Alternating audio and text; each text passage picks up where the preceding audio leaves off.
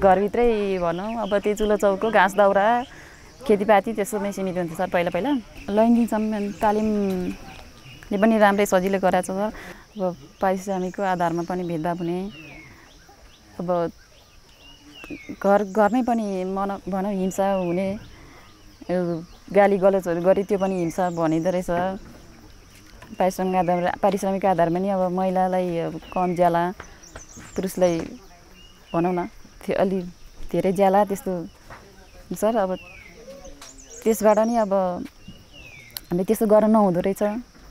त्यो भनेको भेदभाव रहेछ भने त्यस्तो तालिम लिएर थाहा पाएँ सर क्षमता वृद्धि भयो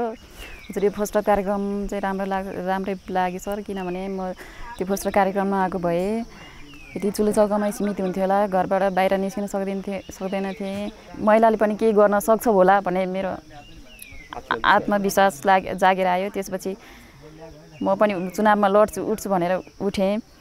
त्यसपछि जितेर पनि देखाएँ सर महिलालाई पनि घर मात्रै सीमित गर्नु हुँदैन बाहिर निक्लिनुपर्छ तालिमहरू गोष्ठीहरू कोही आयो भने पठाइनुपर्छ